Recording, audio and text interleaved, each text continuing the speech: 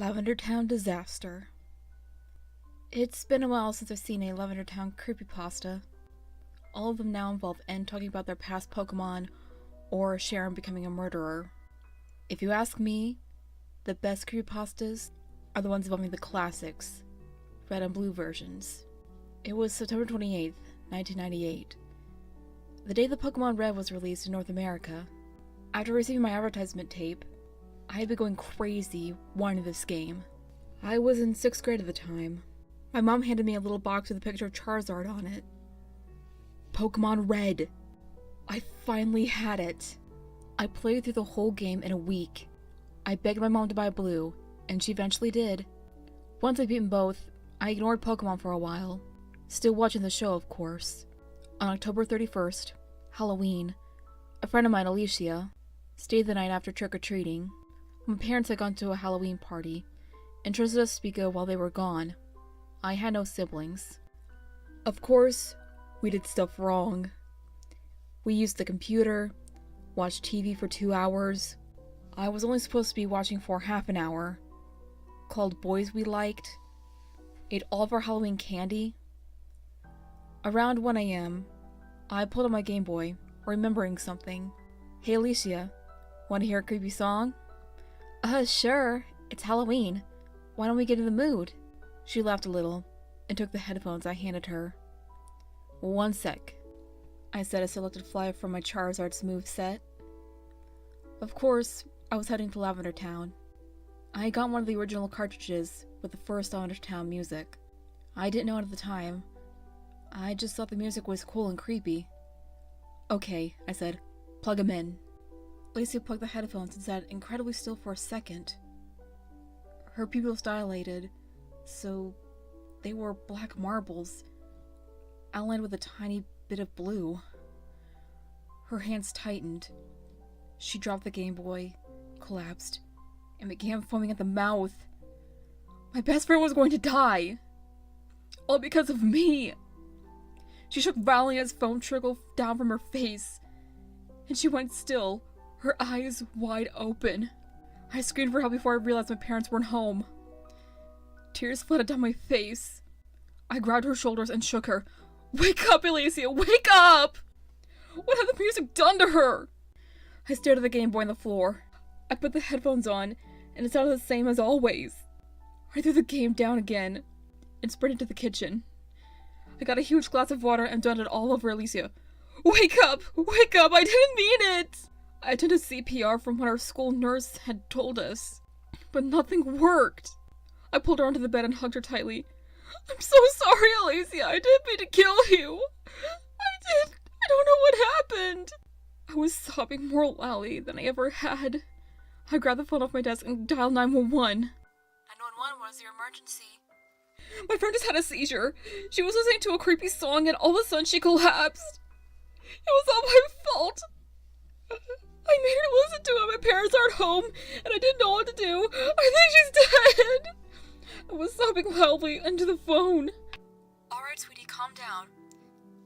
Can you tell me if she has a pulse? I put the phone down and checked. Yeah, kinda. But it's faint. My name is Mauricio Shepard, and my friend is Alicia McKnight. Can you tell me your address? We need to send an ambulance. I told her my address, and the ambulance arrived minutes later. They put Alicia on a cot and loaded her in. Can I get in the back with her? Yes, get in. We need to go. And get the game she was listening to. I want to take a look at it. I grabbed my Game Boy and got into the ambulance. They used a defibrillator on Alicia to try to wake her up. I think she's in a coma, the EMT said. I wanted to kill myself. This is all my fault. When we got to the hospital, they raised Alicia in. And we called my parents. They arrived a few minutes later. I'm sorry, I didn't mean it, I would never. It's okay, Marissa, we believe you. An hour later, a doctor came into the waiting room holding my Game Boy. Your friend isn't doing well, I'm afraid. I had a sound specialist listen to this, and he said it was unlike anything he's ever heard. He says there's a possibility there are frequencies in there that she heard that caused her to seize. When we went home, the first thing I did was throw my Game Boy in the trash. I never wanted to see it again. We received the call the next morning that Alicia had died. We visited her parents, and they told me they would never blame me for what happened. Alicia's services were held in November on the spot where her parents got married. Of course, my school life went downhill. Kids ridiculed me for killing her, and my grades went down because of the intense amount of stress I was under. The school gave me 2 weeks off after the incident, but they didn't help. The day the trash went out, I raced outside and dug the Game Boy out of the garbage. I wiped it off and sat on my bed with it. I began listening to the song. It still sounded the same, but a little eerier. It had caused my best friend's death. I threw the game down and went to the kitchen. I found the sharpest knife there and started cutting my wrist. Blood flowed down my hand and dripping off the ends of my fingers. It hurt a lot. I knew I deserved it. I killed my best friend. I kept cutting deeper and deeper until I felt like I was about to pass out. Then I thought, what am I doing? I rinsed off the cut, washed the knife, cleaned the blood up off the floor, and wrapped the wound in gauze. I would explain to my mom what happened. I couldn't go back in my room. After thinking about Alicia having her seizure, I lay down on the bed in the guest room and cried. I was a mess. I slowly walked to the kitchen and grabbed the phone. I dialed the number to the counselor the school had given me. This is Kelly Christensen. How can I help you? Hi, Kelly. This is Marissa. Oh, Marissa. How are you doing? There's so many rumors floating around school that you tried to kill Alicia. That's horrible. I burst into tears. I'm not doing good at all. I was thinking about Alicia, and then I listened to the song, and then I cut myself. Oh my. Listen, Marissa. I'm coming over there. Stay put. Tie yourself to a chair or something. When Kelly got to my house, I was standing at the sink with a glass of water and a painkiller. Oh my god! You aren't taking those to get high, are you? Of course not. My wrist just hurts. Let me see it. I unwrapped the wound, and she cringed. Marissa, you could have killed yourself! That's what I was trying to do. Oh, Marissa. She sat me down on the couch, got me a Dr. Pepper, and said, killing yourself isn't going to help at all. She turned on the TV to Pokemon, my favorite show. We watched it for hours. I watched Ash battle Brock, and then I watched him run into Team Rocket. I watched Misty yell at Ash for ruining her bike. It was all so great. It made me feel immensely better. I smiled and looked at Kelly. Thank you. She smiled back, stood up, and walked out the door. I sat on the couch for a while longer, and went to my room. I crawled under the covers and went to sleep. I woke up crying, as I just had a nightmare about Alicia dying. I can't really say any more. My school life went downhill incredibly fast.